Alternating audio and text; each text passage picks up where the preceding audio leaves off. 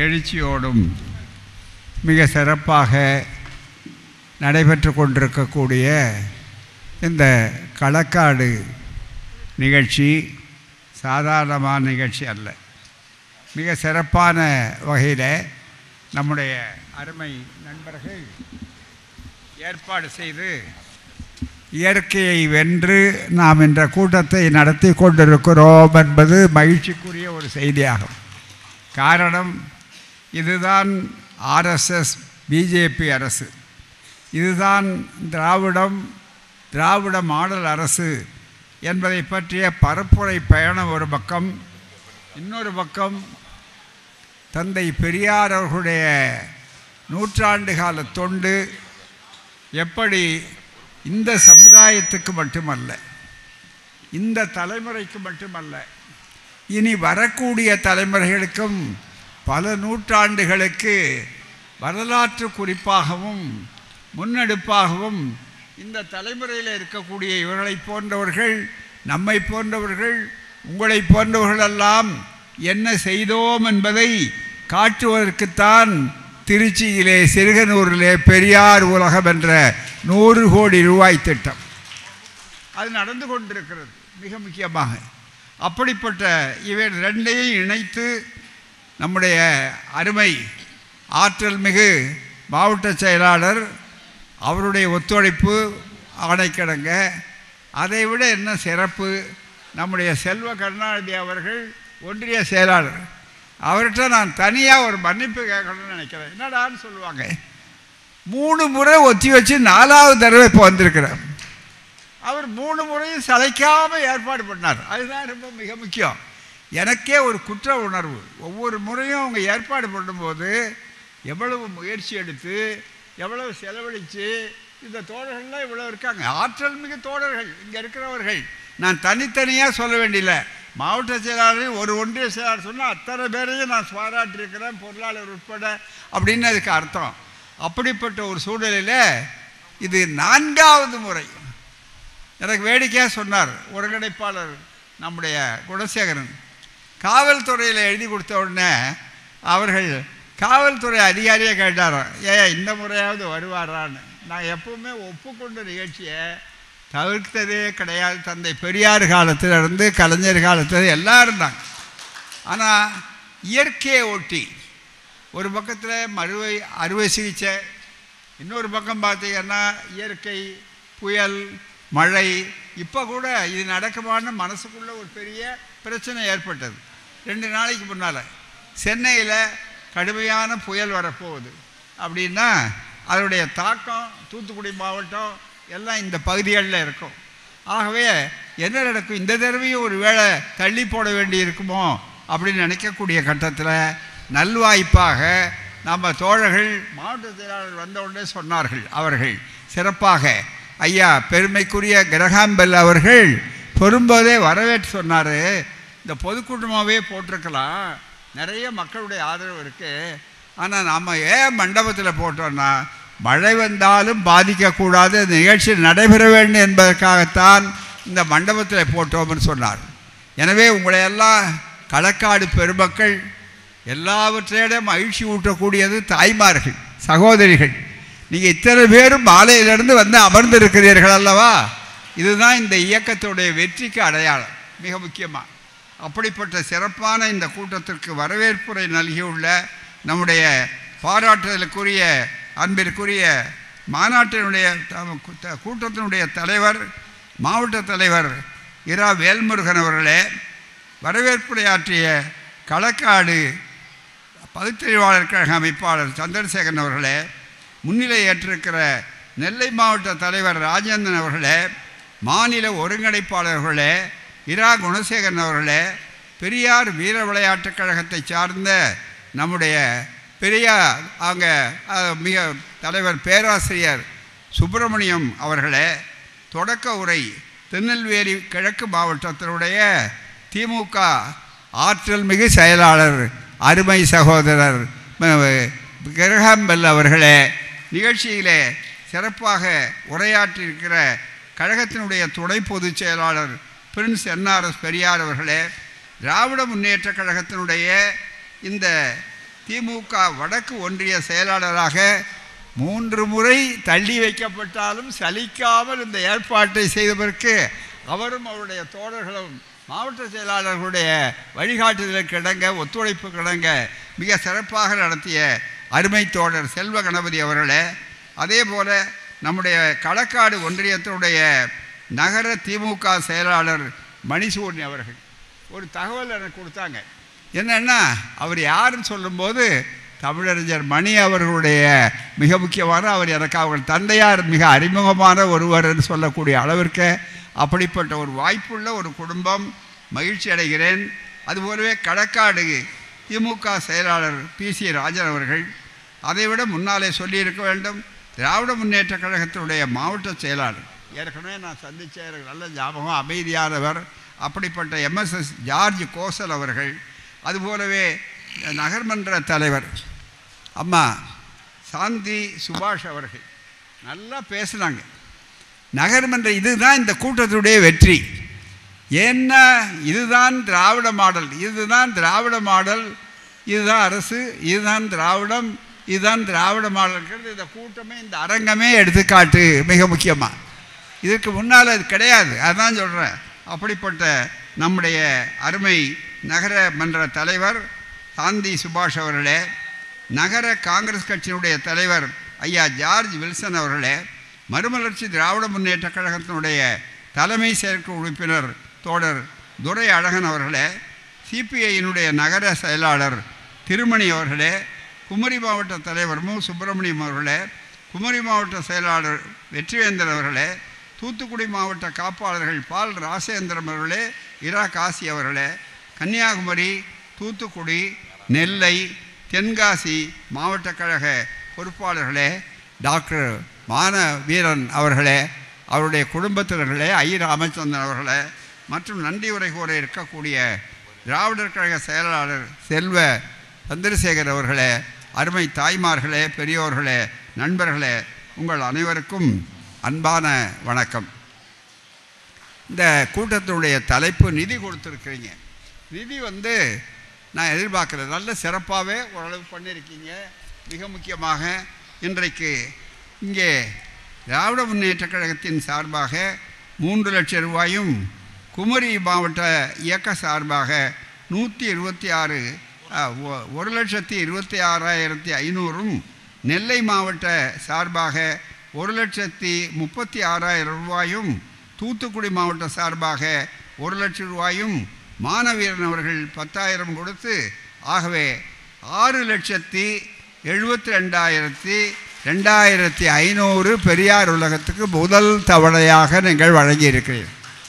மிக முக்கியமாக இதில் ஒரு சிறப்பு என்னென்னா, அந்த திட்டத்தில் எல்லா மக்களுடைய பங்களிப்பு இருக்கணும். அப்படி தான் சிறப்பு. ஒரே ஒருவர் 100 கோடி ரூபாய் நான் கொடுக்குறேன்னா அது அம்பானிகள், அதானிகள், மற்றவர்கள் செய்வது. நம்முடைய இயக்கம் அப்படி வளர்ந்தது அல்ல. இந்த இயக்கம் துண்டு ஏந்தி வளர்ந்த இயக்கம். இந்த இயக்கம் வசதியானவர்களாக இருந்தாலும் கூட அவர்களெல்லாம் மக்கள்கிட்ட போய் கையேந்தி அது மூலமாக வரக்கூடியவர்கள். மிக முக்கியமாக அப்படிப்பட்ட ஒரு அற்புதமான ஒரு இயக்கத்தில் நல்ல பிரச்சாரத்துக்கு போகிறாங்க. இதில் தான் இந்த தலைப்பு ரொம்ப மிக முக்கியமாக. இங்கே 2-3 செய்திகளை சொல்கிறேன். சுருக்கமாக தான் அநேகமாக சொல்ல முடியும். நீங்கள் ரொம்ப நேரம் தாய்மார்கள் மற்றவர்கள் உட்கார்ந்துருக்கீங்க. ரொம்ப அதிகமான அளவுக்கு பேசாவிட்டாலும் கூட ஒரு சில கருத்துக்கள் ஒரு 30 நிமிஷம் 35 நிமிஷம் பேசலாம். ஆனால் எல்லா கருத்துக்களையும் சாதனைகளையும் எழுப்புகளையும் விலைக்கு சொல்லிவிட முடியாது என்பதற்காகத்தான் தந்தை பெரியார் காலத்திலிருந்த நாங்கள் நூல்களை பதிப்பித்து இங்கே கொண்டு வர்றோம். அவைகள் வியாபாரத்துக்காக அல்ல, அல்லது லாப நோக்கத்துக்காக அல்ல, மக்களிடம் பரவ வேண்டும் இந்த கருத்து. அதுக்காக திராவிட மாடல் அரசுன்னா ஏதோ 19 13 அரசு மாதிரி அல்ல. இதனுடைய சாதனைகள் இன்றைக்கல்ல, 100 ஆண்டுகளுக்கு மேல் பேசப்படக்கூடிய சாதனை தான் திராவிட மாடல் அரசு சாதனை. அதை அப்படியே தொகுத்து கொடுத்துருப்போம். அது மட்டும் இந்த கொள்கை எப்படிப்பட்ட கொள்கை, இது எப்படி தோன்றியது, எப்படி வளர்ந்தது, எப்படிப்பட்ட வாய்ப்புகள், இது அத்தனையும் புரிந்து கொள்ள வேண்டுமானால் புத்தகங்கள் இருக்கின்றன. அவசியம் நீங்கள் வாங்க வேண்டும், படிக்க வேண்டும். படித்தால் மட்டும் போதாது, பரப்ப வேண்டும். நம்முடைய இயக்கம் கொள்கை சார்ந்த பலத்தை கொண்டது. இந்த இயக்கம் கொள்கை சார்ந்த பலத்தை கொண்டதுனால தான் வடக்கே இருந்து வரக்கூடியவர்கள்லாம் இந்த வேறு எங்கேன்னு தேடுறாங்க. உங்களால் வேறு எங்கேன்னு கண்டுபிடிக்கவே முடியாது வடக்கே இருந்து வந்திருக்கிறவர்கள். காரணம், வேறு மக்கள் மத்தியில் இருக்கிறது, இந்த தாய்மார்கள் மத்தியில் இருக்கிறது, பொதுவாக எல்லா இடங்களிலும் இருக்கிறது. இதில் பெரிய வாய்ப்பு என்ன? இந்த கொள்கை இதுதான் திராவிட மாடலுக்கு 2-3 உதாரணத்தில் என்னுடைய உரையை நான் துவக்குகிறேன். நான் வந்த உடனே ஐயா நம்முடைய மாவட்ட செயலாளர், எனக்கு அப்போ அவர் மாவட்ட செயலாளர் பொறுப்பேற்ற உடனே பேரை பார்த்த உடனே கிரஹாம் பெல்லுன்னு இருந்தது மிக முக்கியமாக. உடனே என்னையா இது நம்ம கிரஹாம் பெல்னா யார்? அவர் தான் டெலிஃபோனை கண்டுபிடிச்சவர். அப்படிப்பட்ட விஞ்ஞான சிந்தனை நம்ம ஊரில் பேர் வைக்கிறதுக்கு பாருங்கள், அது ரொம்ப மிக முக்கியம். புரியாதவன் ரொம்ப பேர் கேட்பான், பேரில் என்ன இருக்குது, பேரை மாற்றிட்டா சாப்பாடு கிடைக்குமா அப்படின்னு கேட்டால், சாப்பாடு வேறு விஷயம். அது மாற்றி அந்த மானம் ஒடிச்சு வந்தால் நிச்சயம் சாப்பாடும் கிடைக்கும், ஏன்னா அறிவுபூர்வமாக இருந்தான். அப்படிப்பட்ட ஒரு சூழ்நிலை. அப்படி வரும்போது பாருங்கள், இங்கே குழந்தையோடு பேர் வச்சார் டாக்டர் மானவீரன். மானவீரன்னா நான் தான் அந்த பேர் வச்சேன். இன்றைக்கி அவருடைய குழந்தையோடு வந்து அவர் இங்கே பேசுகிறார். இந்த திருமணத்தை நான் தான் நடத்தி வச்சேன். போராமே மானவீரன். மானமும் அறிவும் மனிதருக்கு அழகுன்னு சொன்னவர் தந்தை பெரியார். மனிதருக்கு அது இன்னாருக்குன்னு ஒரு பிரித்து பார்க்கல, இல்லை மனிதன் இருந்தால் அத்தனை பேருக்கும் மானமும் அறிவும் வரணும் அப்படின்னு பேர் மானவீரன் அப்படின்னு. இன்றைக்கி அவர் பெரிய டாக்டராகி, அவருடைய துணைவர் டாக்டராகி, எத்தனை டாக்டர்கள் பாருங்கள் இந்த குடும்பத்தில். ஐ ராமச்சந்திரன் அவருடைய தந்தையார் வந்து கிழப்பாவூரில் வந்து அவர் சாதாரண இளைஞரணியில் சேர்ந்தவர். இந்த இயக்கம் எப்படிப்பட்டதுங்கிறத புதிய வரவுகளாக இருந்தாலும் பொதுமக்களாக இருந்தாலும் அவர்கள் புரிந்து கொள்ளணும். அப்படி வந்த அந்த உணர்வில் பேராக வச்சோம். அது மாதிரி எனக்கு நம்ம மாவட்ட செயலாளர் சகோதரர் அவர்களை பார்த்த உடனே, ஐயா உங்களுக்கு எப்படி இந்த பேர் வச்சாங்க? இது அவங்களுடைய தந்தையார் தான் அதுக்கு அடிப்படையாக இருக்கணும், காரணமாக இருக்கணும். அது இடையில மாற்றிக்கிட்டதா ஆரம்பத்தில் இருக்கான்னு கேட்டேன். இல்லை எனக்கு ஆரம்பத்திலேயே தந்தையாருக்கு விஞ்ஞானத்தில் வாய்ப்பு உண்டு, அவருக்கு ஆசை உண்டு. அதனால தான் டெலிஃபோனை கண்டுபிடிச்சார் பாருங்க. அந்த டெலிஃபோனை கண்டுபிடிச்ச அதே தேதியில் நான் பிறந்தேன், அதனால் அவர் பேரை வச்சார் அப்படின்னு சொன்னார்.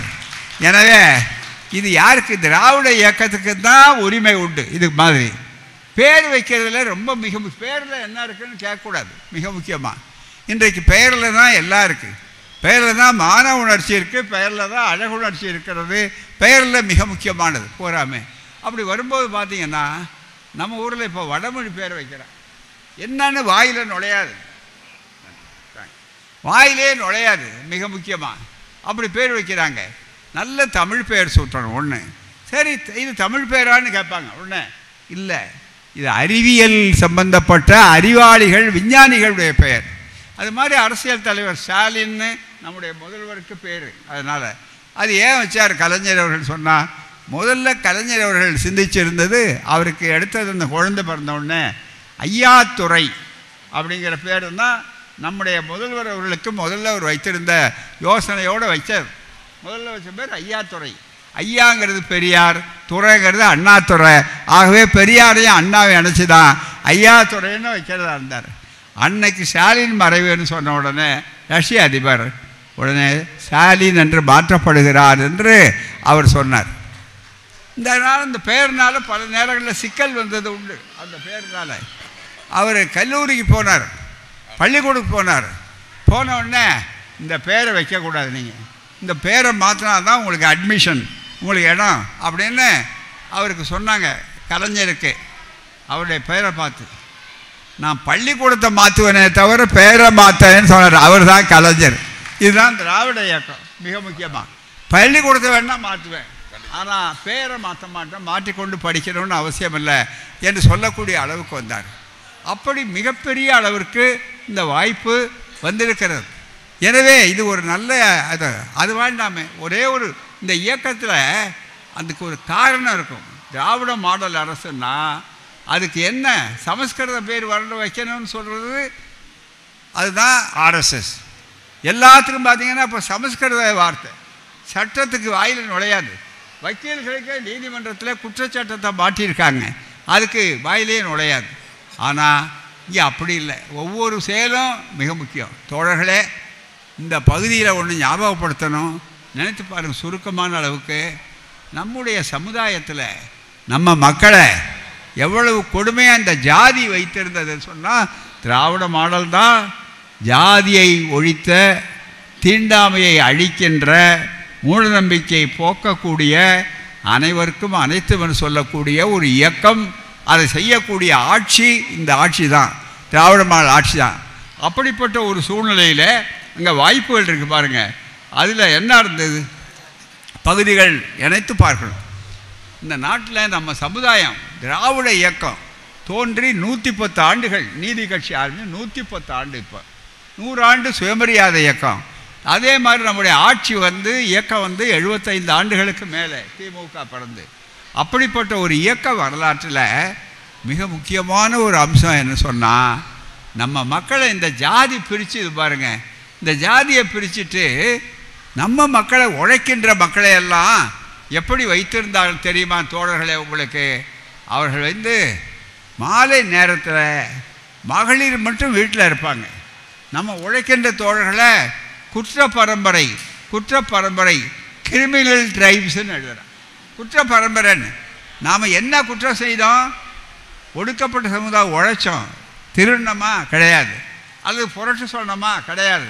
நேர்மையாக உழைச்சி உழைப்பினால் வரக்கூடியவர்கள் என்று வரக்கூடிய வாய்ப்புகளில் நம்மை குற்ற பரம்பரை சிடி ட்ரிபியூனல்னு ஒரு ஒரு ஒரு ஒரு பகுதியை குத்துறாங்க போராமே. ஆக அவர்களுக்குள்ள நம்ம பகுதிக்குள்ள பல ஜாதியை உண்டாக்கி ஏன் ஜாதியுடைய பெருமை, ஓன் ஜாதியுடைய பெருமை என்று சண்டை போட வைத்தார்கள்.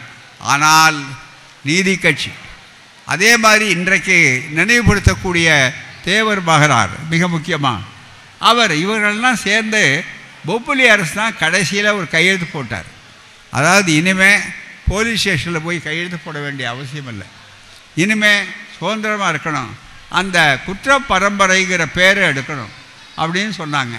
ஆனால் அந்த குற்ற பரம்பரைங்கிற பேரை எடுக்க போகிற நேரத்தில் பல தடுப்புகள் வந்தது. வெள்ளைக்காரங்காலத்தில் அனுமதிக்கலை போகாமே, ஆனால் அதையே தான் வச்சுருந்தான். மறுபடியும் நம்ம ஜாதி பட்டியல் போட்டு சமூக நீதியில் வரும்போது இடஒதுக்கீடு கொடுக்கும்போது சிடி அப்படின்னு போட்டிருப்போம். ஆனால் அதை மாற்றியது நம்முடைய கலைஞர் ஆட்சி தான். அதை செய்தது மிக முக்கியமாக. கலைஞர் ஆட்சியில் என்ன சொன்னார்கள் சொன்னால், மிக முக்கியமாக அதுக்கு குற்ற பரம்பரைன்னு போட்டும் போதே ஏதோ நம்ம குற்ற பரம்பரை போயிடுச்சு. இருந்தாலும் அதை பழைய பேர் சொன்ன உடனே கலைஞர் தான் வந்தார். அழகாக அதை தூக்கி போட்டுட்டு மான உணர்ச்சி, அந்த மான உணர்ச்சி இருக்கு பாருங்க, அதை காட்டுவதற்காக என்ன செய்தார்னு சொன்னால், அழகாக சிறப்பாக அவர் சொன்னார் சீர் மரபினர்.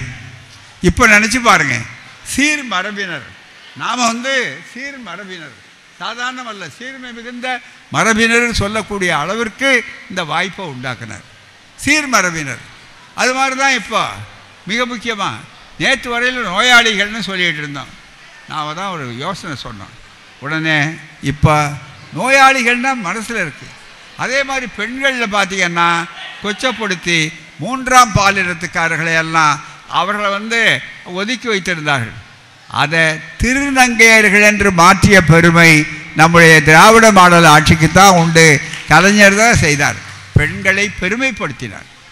அது மூலம் நமக்கு மான உணர்ச்சி இருக்குது. இன்னும் இங்கே தாய்மார்கள் உட்கார்ந்துருக்கீங்க, இந்த தாய்மார்கள் கவனிக்க வேணும்.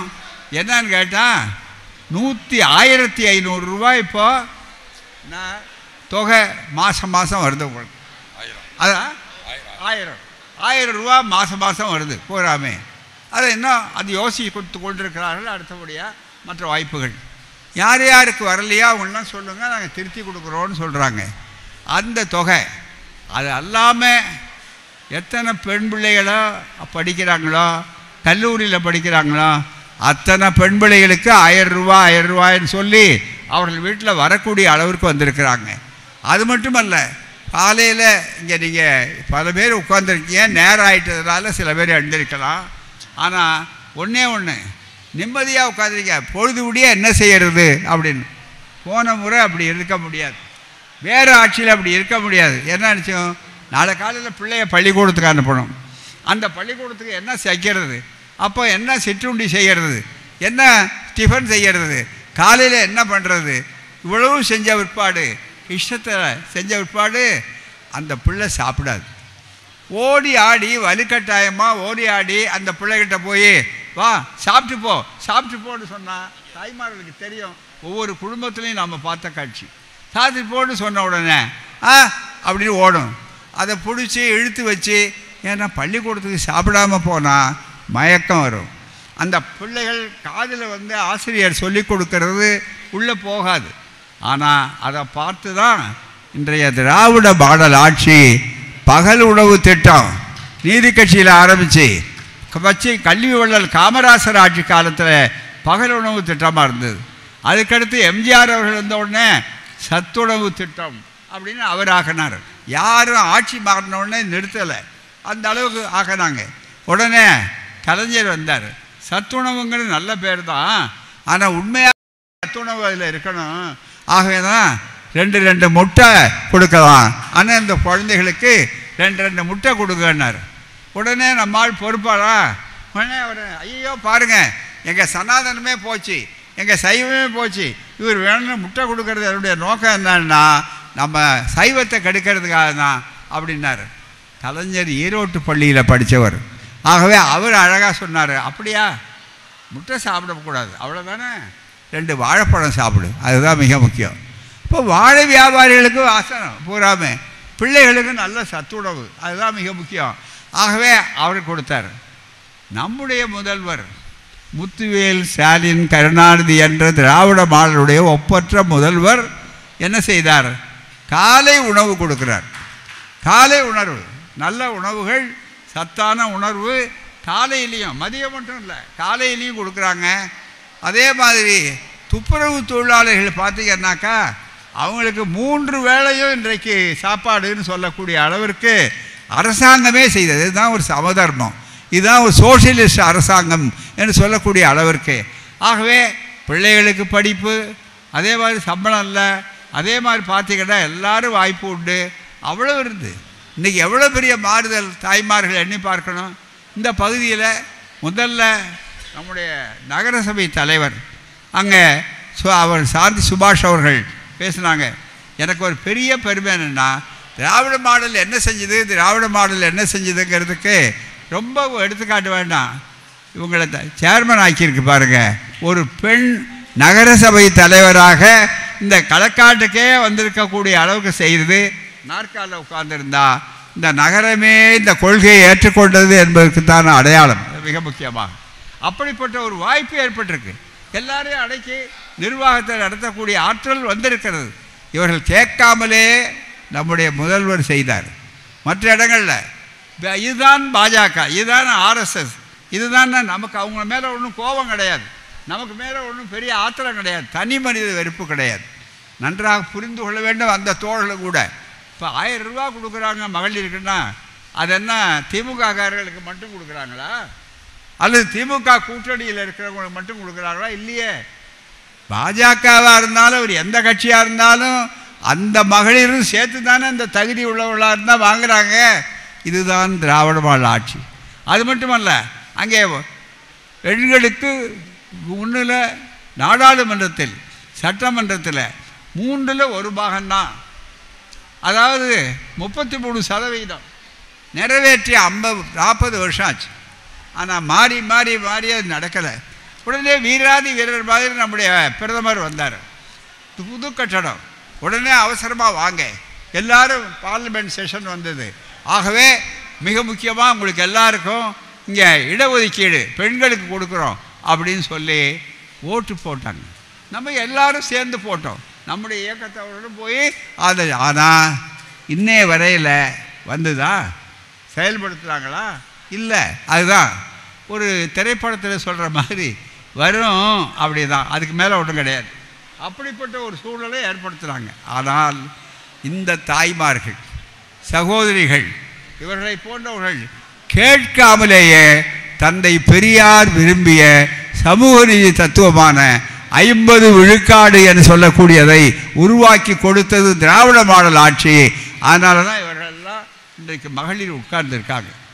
அதே நேரத்தில் பெண்கள், இப்போ நம்ம பெண்களுக்கு பார்த்திங்கன்னா தலைமை எல்லாத்துலேயும் வர்றோம். அன்னை மணியம்மையார் அவர்கள் தந்தை பெரியாருக்கு பிறகு தலைவராக இருந்தாங்க. இந்தியாவிலே ஒரு பகுத்தறிவு இயக்கத்துக்கு, ஒரு நாத்திக இயக்கத்திற்கு தலைமை தாங்கிறார் என்றால் அது ஒரு பெண்மணி இந்த திராவிட இயக்கம் செய்தது. ஆனால் ஆர்எஸ்எஸில் பாஜகவில் வேணா சில பெண்கள் இருப்பாங்க. ஆனால் ஆர்எஸ்எஸ் அமைப்பின்படி பெண்களுக்கு தலைமைத்துவத்தில் எது இடம் இருக்கக்கூடாது. ஆகவே ஆண் பெண் என்ற பேதம் இருக்கக்கூடாது. இந்த திராவிட இயக்கத்தினுடைய கொள்கை என்னவென்றால் பிறவி பேதம் இருக்கக்கூடாது. அந்த பிறவி பேதம் என்பது பிறப்பினால் ஆண் உயர்ந்தவர் பெண் தாழ்ந்தவர் என்பதும் பிறவி பேதம்தான். எப்படி மேல் ஜாதிக்காரன் கீழ் ஜாதிக்காரன், தொடக்கூடிய ஜாதிக்காரன் தொடக்கூடாத ஜாதிக்காரன், படிக்கக்கூடியவர் படிக்கக்கூடாதவர் என்று பேதம் காட்டப்படுகிறதோ அதே மாதிரி இப்போ இந்த சூழ்நிலையில் எதுவும் இல்லாமல் திராவிட மாடல் ஆட்சி கொள்கை என்ன?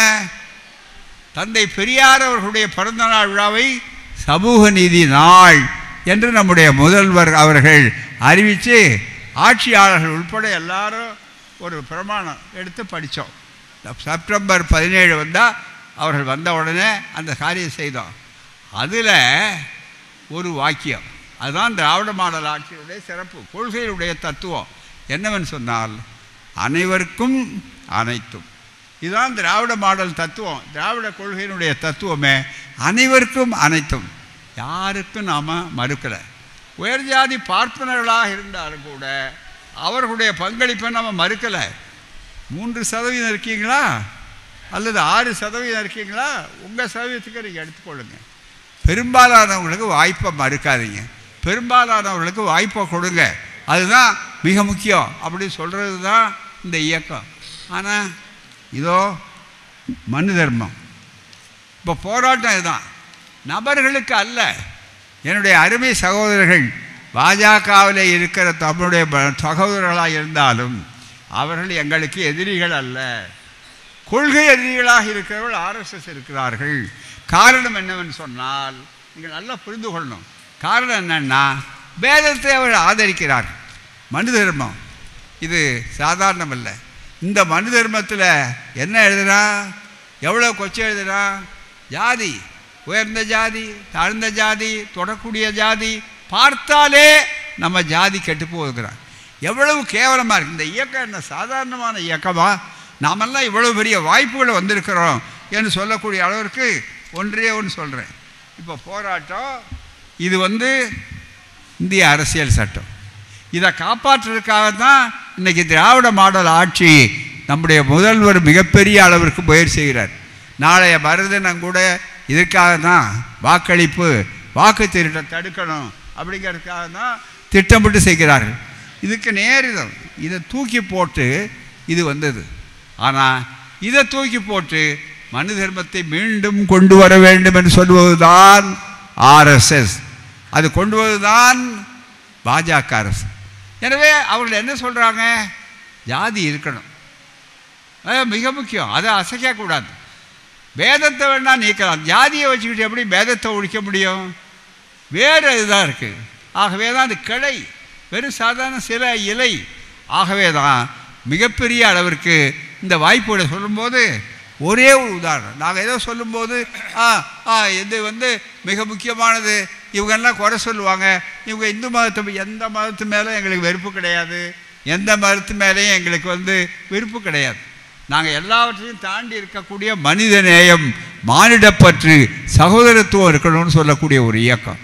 அப்படிப்பட்ட ஒரு இயக்கத்தில் ஒன்றே ஒன்று எண்ணி பாருங்கள். ஒரு ஸ்லோகம் சொல்கிறான், எவ்வளவு நம்ம மானக்கேடாக பேர் வைக்கிறதுலேருந்து எவ்வளோ இழிவு பண்ணாங்கன்னு சொன்னால், இது மனு தர்மத்தினுடைய 3வது அத்தியாயம். இந்த மனு தர்மத்தை தான் அரசியல் சட்டத்துக்கு பதிலாக கொண்டு வரணும் அப்படின்னு ஆர்எஸ்எஸ் கூறுகிறது. இல்லைன்னு மறுக்க முடியாது. அவங்க யாரும் ஆதாரத்தோடு பேசக்கூடியவர்கள் தாங்க. அப்படி வருகிற போது நண்பர்களே, ஒரே ஒரு ஸ்லோகம் பாருங்கள். நம்ம எவ்வளோ படிக்கக்கூடாதுன்னு சொன்னால், இன்றைக்கி படின்னு சொன்னது இந்த இயக்கம். வேலைக்கு போகாதேன்னு சொன்னால் இன்றைக்கி அவ்வளோ பேருக்கு சமூக நீதி இடஒதுக்கீடு 69% வரையிலே தமிழ்நாட்டிலே கொடுத்த ஒரே ஒரு இயக்கம், ஒரே ஒரு மண் பெரியார் மண் தான். ஆகவே அப்படிப்பட்ட ஒரு சூழ்நிலையில் இங்கே இருக்கு பாருங்க, பன்றி மூத்தலினாலும் முகர்வதனாலும் சாப்பாடு இருக்குது. அது சாப்பாடு பரிமாறிக்கிட்டு இருக்காங்க. அந்த இடத்துல ஒரு பன்றி முகர்த்தினாலும் அல்லது கோழி சிறகின் காற்றினாலும், காற்றில் ஒரு கோழி சிறகு அதில் விழுந்துருச்சுன்னா காற்றினாலும், நாய் பக்கத்தில் வந்ததுன்னா பார்வையினாலும், நாய் பார்த்தாலே சாப்பாடு கெட்டு போச்சு அதுக்கு அர்த்தம். ஆனால் இதெல்லாம் நாய் பன்றி இதெல்லாம் எட்டி நின்று பார்த்து மோகணும், அது கிட்ட வரணும், ஏற்காணும், கிட்ட போய் தான் தீட்டாகுது. ஆனால் சூத்திரன் தொடுதலாலும் பதார்த்தம் அசுத்தமாகுது. நம்ம சாப்பாட்டில் நாம் தொட்டுட்டோம்னா தீட்டாயிடுச்சு. இப்படி ஒரு மானக்கேடான ஒரு சூழ்நிலை உண்டாக்குறாங்க. இன்றைக்கி சுயமரியாதை நூற்றாண்டு இந்த ஒரு செய்தியை சொல்லி என்னுடைய உரையை நிறைவு செய்கிறேன். அங்கே இதுவரையில் சனாதனம், ஆர்எஸ்எஸ், பாஜக அரசு என்ன செய்தது முன்னாலே திட்டமிட்டு சொன்னால், பெண்களுக்கு சம உரிமை என்பதை சொல்லும்போது செங்கல்பட்டு மாநாடு 100 வருஷத்துக்கு முன்னால், அந்த செங்கல்பட்டு மாநாட்டில் மிக முக்கியமாக இருக்கக்கூடிய வாய்ப்புகளில் தீர்மானம் போட்டாங்க. பெண்கள் படிக்கணும், பெண்கள் உத்தியோகத்துக்கு போகணும் ஆண்கள் மாதிரியே என்றெல்லாம் போட்டுட்டு பெண்களுக்காக சொல்லும்போது என்ன சொன்னார்னா, சொத்துரிமை பெண்களுக்கு இருக்கணும். ஆனால் இந்த சட்டத்தில், இந்து சட்டத்தில் ஆண்களுக்கு சொத்துரிமை உண்டே தவிர பெண்களுக்கு சொத்துரிமை கிடையாது அந்த சட்டத்தில். அப்புறம் மாற்றி அமைச்சாங்க. அதுக்கு தான் அம்பேத்கர் அவர்கள் என்ன பண்ணார், மிக முக்கியமாக சட்டத்தை கொண்டு ஒரு வீடு, ஒரு குடும்பம், அதில் ஒரு பையன் 2 பொண்ணு அல்லது 2 பையன் ஒரு பொண்ணு இருந்தால் அப்பாவுக்கு சொத்து சம்பாதிச்சிருக்காரு, தாத்தா சொத்து சம்பாதிச்சிருக்காரு, அந்த சொத்தை பிரிச்சுக்கணும்னு வந்தால் ஆண்களுக்கு தான் வருமே தவிர பேரனுக்கு தான் வருமே தவிர அது பேத்தி இருந்ததுன்னா வராது, பெண்கள் இருந்தால் வராது. தத்துவமே அப்படி தான் சொன்னான். மதத்தில் என்ன சொன்னால், ஆசைக்கு ஒரு ஆண், ஆசைக்கு ஒரு பெண்ணு. இந்த பழமொழியை கேட்டிருப்பீங்க நீங்கள். ஆஸ்தின்னா ஆண் தான் போகணும், ஆசையை மட்டும்தான் பெண்ணு. இப்படி வச்சிருந்த ஒரு சமூகம் இதுதான் சட்டத்தின் அடிப்படையில் இருந்தது. ஆனால் அதை மாற்றணும்னு பெரியார் சொன்னார். அதுதான் செங்கல்பட்டு மாநாடு. அதை மாற்றி அப்போ நம்ம கலைஞர் 29 அந்த மாநாடு, 24 கலைஞர் பிறக்கிறார். அப்போ 5 வயசு குழந்தை. அவரே மீண்டும் ஆட்சிக்கு வர்றாரு. திராவிட மாடல் ஆட்சிக்கு முன்னால் திமுக ஆட்சி வருது. வந்த உடனே அம்பேத்கர் முயற்சி செஞ்சு அந்த சட்டத்தை அனுமதிக்கிறவங்க வடநாட்டில் எதிர்த்தாங்க. ஆர்எஸ்எஸ் மனப்பான்மை உள்ள அத்தனை பேரும் அவரை எதிர்த்தாங்க. அவரை நேருவால் ஒன்றும் செய்ய முடியல, அதனால் கைவிட்டுட்டாங்க. அந்த சட்டம் நிறைவேறலை. மனம் நொந்து போய் அம்பேத்கர், இனிமேல் நான் சட்ட அமைச்சராக இருக்க மாட்டேன், இதோ என் ராஜினாமா கடிதம் என்று சொல்லி வெளியே போகிறார். மான உணர்ச்சியை காப்பாற்றினார், உரிமையை காப்பாற்றினார். மிக முக்கியமாக அன்றைக்கு செய்ய முடியல. ஆனால் கலைஞர் திமுக ஆட்சி வந்த பிற்பாடு 89 கலைஞர் பெண்களுக்கு சொத்துரிமை என்ற சட்டத்தை இந்தியாவிலேயே தமிழ்நாட்டில் திராவிட ஆட்சி தான், திராவிட இயக்கம் தான் செஞ்சு காட்டுச்சு. இன்றைக்கி பெண்களுக்கு ஆண்களைப் போலவே சமத்துவம், கல்வியில் சமத்துவம், உத்தியோகத்தில் சமத்துவம், நீதித்துறையிலே சமத்துவம், சொத்திலே சமத்துவம். இன்றைக்கி கூட இந்த மாடல் அவர் கலைஞரை தாண்டி நம்முடைய முதல்வர் என்ன செஞ்சுருக்காருன்னா, இங்கே பேர் மாற்றம் மற்றது வரும்போது ஏதாவது கொடுக்கும்போது கூட பட்டாட்டா கொடுக்கும்போது என்ன சொல்லலாம், மகளிர் பேரில் கொடுங்க. ஆண்கள் பேரில் கொடுக்கறத விட அந்த குடும்பத்துக்கு இருக்கிற மகளிர் பேரில் கொடுங்கன்னு சொல்லக்கூடிய அந்த மகளிர் வாய்ப்பு இருக்க.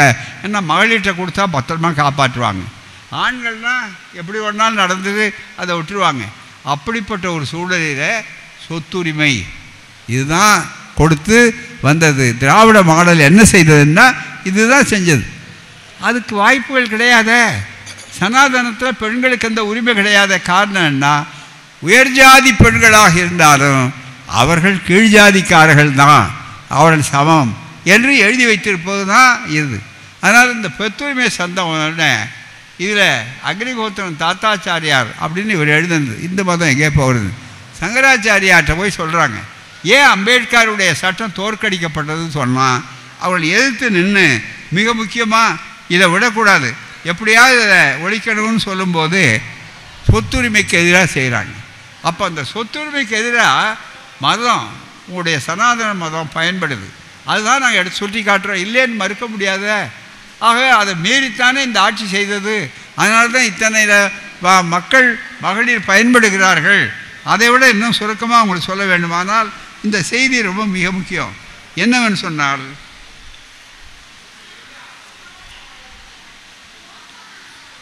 இந்த சட்டம் வருதுன்னு சொன்ன உடனே சங்கராச்சாரியார் இந்த ஆசிரியர் கூட, இவருக்கு 100 வயசு, அவரை ஒரு நண்பர்கள், இது மிக முக்கியமாக நாங்கள் எழுதலை, முழுக்கமாக அவர் எழுத இந்த புத்தகம்.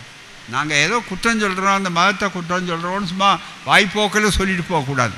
அந்த நண்பர்கள் சிந்திக்கணும், நாங்கள் ஏன் பேசுகிறோம், ஏன் ஆதாரத்தோடு சொல்கிறோம் அப்படின்னு நினைக்கும்போது இங்கே வர்றார். இந்த ஒரு செய்தி பாருங்கள். நான் காஞ்சிக்கு போன சமயம் காஞ்சிபுரத்தில் உள்ள எசேனாண்ட கிராமத்தில் ஒரு கொடுப்பதாக மகா பெரியவர் இருந்தார். இன்றைக்கி மகா பெரியவர்னு அவர் அழைக்கிறோம், அது அவர் அழைக்கிறாங்க. அந்த மகா பெரியவர் சங்கராச்சாரியார் என்ன சொல்கிறாரு, என்ன சாமி சீக்கிரமே என்னை கூப்பிட்டீங்களே, என்ன சாமின்னு இவர் கேட்குறாரு. அவர் 2 பேரும் நண்பர்கள் தான். ஆனால் உடனே கேட்ட உடனே சொல்கிறாரு, இது எழுதியிருக்கிறாரு, என்ன ஓய் லோகமே அழிய போகிறது, லோகமே அழிய போகிறது ஓய் என்று படபடப்பாக பேசினார். இந்த புத்தகத்தில் இருக்கிறத படிக்கிறேன், நான் சொல்லலை, கற்பனைக்காக சொல்லலை, அழிய போகிறதுன்னார்.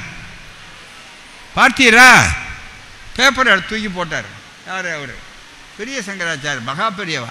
உடனே பார்த்தீரா, இவர் முன்னால் பேப்பரை தூக்கி போடுறார். பார்த்தீரா, என்ன ஸ்ரீகளுக்கு அம்பேத்கர் சட்டம் கொண்டு வந்தோடனே ஸ்ரீகளுக்கு சொத்தில் பாக்கியம் கொடுக்க போகிறாளாம், சொத்தில் பாக்கியம் கொடுக்க போகிறாளாம். அவளுக்கு சொத்தில் பங்கு கொடுத்தா என்னாகும், என்னாகும் தெரியுமோ? யார்? சங்கராச்சாரியார் சொல்கிறார். நம்ம மக்களுக்கு மகளிர் இவங்க தெரிஞ்சுக்கணும், மகளிருக்கு எது தெரியணுமோ அது தெரியாது. அவங்க குறைபாடெல்லாம் நகை வாங்கி கொடுத்தாங்களா, நட்டு வாங்கி கொடுத்தாங்களான்னு கேட்பாங்களே தவிர சொத்து வாங்கி கொடுத்தாங்களான்னு கேட்குற உரிமை அந்த பயிற்சியே இல்லை. அது மிக முக்கியமாக. அப்படிப்பட்ட நேரத்தில் என்ன சொல்கிறார், சொத்து உரிமை கொடுத்தா, சொத்தில் பங்கு கொடுத்தா என்னாகும் தெரியுமோ? இஷ்டப்பட்டவா கூட ஸ்திரீகள் ஓடி போயிடுவா. என்னையா அர்த்தம்? நியாயமா? இதை ஆர்எஸ்எஸ்காரர் ஏற்றுக்கிறாரா? பிஜேபிக்காரரை ஒப்புக்கொள்கிறாரா? தயவுசெய்து கேட்கணும். எங்கள் மேலே குற்றம் சொல்கிறீர்கள், திராவிட இயக்க ஆட்சி வரக்கூடாதுன்னு சொல்கிறீங்க, அதுக்காக இங்கே இருக்கிற விபீஷணர்களையும் அடமானம் வச்சவங்களையும் ஒன்று சேர்த்துக்கிறீங்க. எல்லோரும் வந்தால் இது நடந்தால் என்னாகும்? தோழர்களே, இந்த மனு தர்மம் மறுபடியும் வந்தால், இந்த அரசியல் சட்டம் விழுந்தால், திராவிட மாடல் ஆட்சி மீண்டும் வராவிட்டால் உங்களுடைய சொத்துரிமை, பதிப்பு உரிமை, வேலை உரிமை எல்லாம் பறிபோகும். அதை சொல்கிறதுக்கு தான் நாங்கள் வந்திருக்கோம். வெறும் இது இந்த கட்சி ஜெயிக்கணும், அந்த கட்சி தோக்கணுன்றதுக்காக அல்ல. நம்ம இனமானம், நம்முடைய உரிமை. இந்த காலம் 100 ஆண்டு காலத்தில் நம்ம டாக்டர்கள் வரல, இன்றைக்கி நம்ம டாக்டர்கள் வந்திருக்கிறாங்க.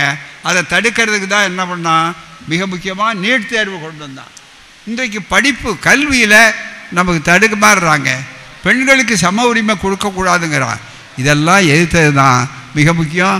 ஆகவே ஏன் திராவிட மாடல் ஆட்சி மீண்டும் வரும், மீண்டும் பலமுறை இதை விரிவாக்கும், எந்த கொம்பனாலும் அசைத்து விட முடியாது. இது தமிழ் மண். ஆகவே இதை காப்பாற்றுவோம். அதற்காக நண்பு அடித்த உங்களுக்கும் அதே போல் நண்பர்கள், மிக முக்கியமாக அதாவது நம்முடைய பேராசிரியர் சுப்பிரமணியம் அவர்கள், இங்கே ஒரு உதாரணம், அவர் தேவநல்லூர் பக்கத்தில் எங்கே முழுக்க அவங்க அப்பா பண்டாரம் அவர்கள், அவங்க தந்தையார், அவர் ஒரு அந்த காலத்தில் 100 வருஷத்துக்கு முன்னால் ஒரு பள்ளிக்கூடம், இன்னமும் அந்த பள்ளிக்கூடம் ஆரம்ப பள்ளிக்கூடம் நடக்குது. நம்ம சுப்பிரமணியம் இங்கே இருக்கிறார் பாருங்கள், இவர் எங்கள் பெரியார் ஆசிரியர் பயிற்சி பள்ளியினுடைய பிரின்சிபலாக இருந்து ஓய்வு பெற்றவர். இவர் தேவநல்லூர்காரரு. இவங்கெல்லாம் தலையில் வெள்ளம் வந்துச்சுன்னா, இந்த ஆற்றுல வெள்ளம் வேட்டி எல்லாம் அல்லது கால் சட்டையை தூக்கிக்கிட்டு அதுக்கு மேலே தலையில் வந்துக்கிட்டு பள்ளிக்கூடத்துக்கு 2 நாள் பள்ளிக்கூடத்தை மூடிடுவாங்க, போவார். இன்றைக்கி அவர் படித்து அவர் உத்தியோகத்துக்கு வந்து அவர் பிரின்ஸிபல் ஆகிறார். அதனுடைய விளைவு என்ன தெரியுங்களா? சூத்திரம் படிக்கக்கூடாதுன்னு மனித தர்மத்தில் சொன்னான். இன்றைக்கி அவர் படித்து உத்தியோகத்தை வந்ததில்லை, அவர் மகள் எங்கே படிச்சிருக்காங்கன்னா நம்மகிட்ட படித்து அமெரிக்காவில் இன்றைக்கி பணி செய்து கொண்டிருக்கிறார்கள் என்று சொன்னால் இதுதான் திராவிட மாடல் ஆட்சி சாதனை, இதுதான் பெரியார் சாதனை. அதே மாதிரி ஒவ்வொரு துறையிலையும் அப்படி இருக்கக்கூடிய அவர்கள். எனவே இவர் சொன்னாங்க நாம் 6 லட்சத்து சொத்து, ஆமாம் 72 இருக்குது. எனவே இது லட்சமாக வழங்க முடிவு செய்து 7 லட்சமாக ஆக்குவதற்கு 27,500 எங்கள் குடும்ப சார்பாக கொடுத்திருக்கிறேன் அப்படின்னு சொல்லக்கூடிய அளவிற்கு வந்திருக்கிறார்கள்.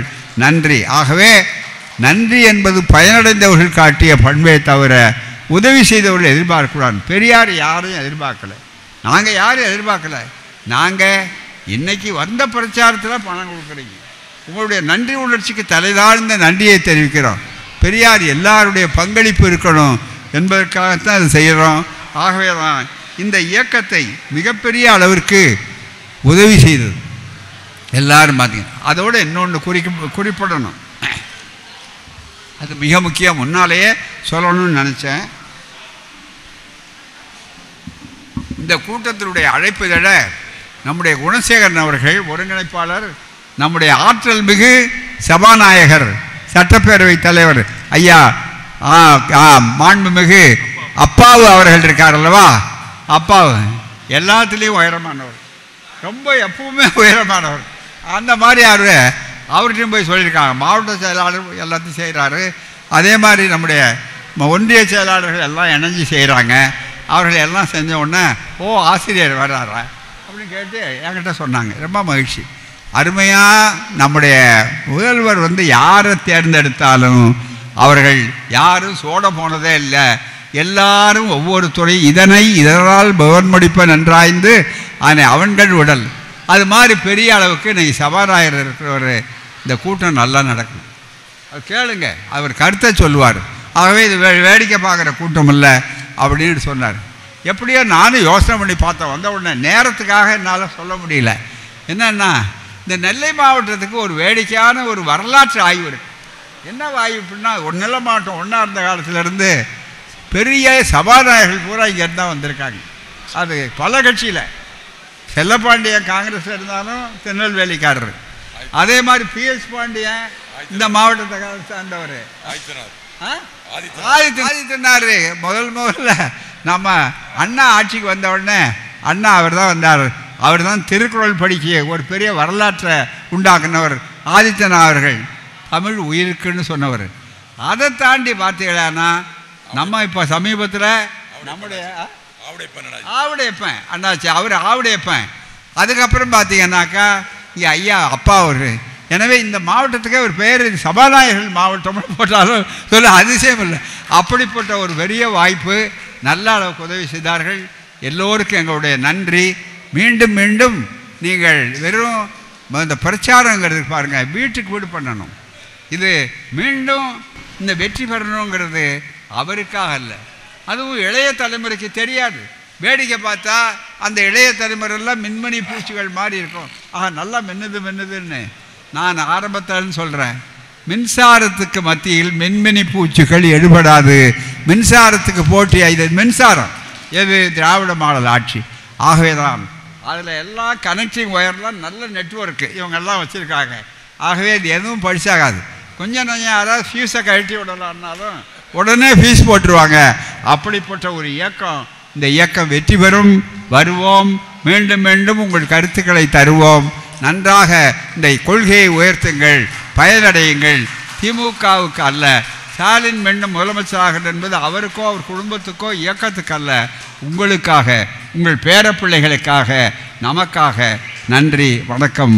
வாழ்க பெரியார், வளர்க வருக பெரியார் உலகம்.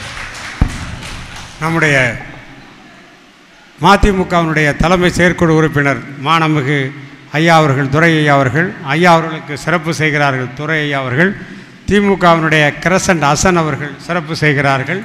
நம்முடைய பெருமைக்குரிய சேரன் மகாதபி ஒன்றிய தலைவர் ஐயா செல்வ சுந்தரசேகர் ஐயா அவர்கள் நன்றி கூறுகிறார்கள். ஐயா ஜார்ஜ் அவர்கள், காங்கிரசினுடைய நகரச் செயலாளர் ஐயா ஜார்ஜ் ஐயா அவர்களும் ஐயா அவர்களுக்கு சிறப்பு செய்கிறார்.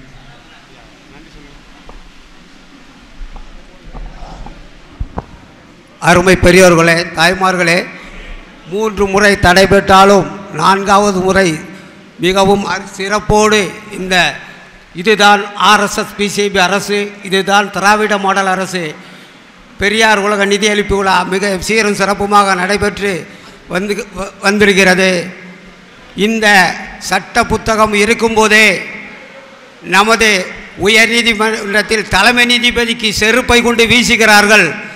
இதே மனு தர்மம் வந்தால் என்ன நடக்கும் என்பதை நீங்கள் புரிந்து கொள்ளுங்கள். மறுபடியும் திராவிட மாடல் ஆட்சி வந்தால்தான் நாம் இருக்க முடியும். இந்த மனு தர்மம் வந்தால் மாட்டு சாணமும் மோத்தரமும் சொல்லி நம்மளை மிகவும் கீழ்த்தரமாக நடத்துவார்கள் என்பதை சொல்லிக்கொண்டு இந்த கூட்டத்திற்கு ஒத்துழைப்பு தந்த அனைத்து கட்சி நிர்வாகிகளுக்கும் மற்றும் ஐயா மானமிகு வீரமணி ஐயா அவர்களுக்கும் கிரகாம்பல் ஐயா அவர்களுக்கும் நன்றி சொல்லி விடைபெறுகிறேன். நன்றி, வணக்கம்.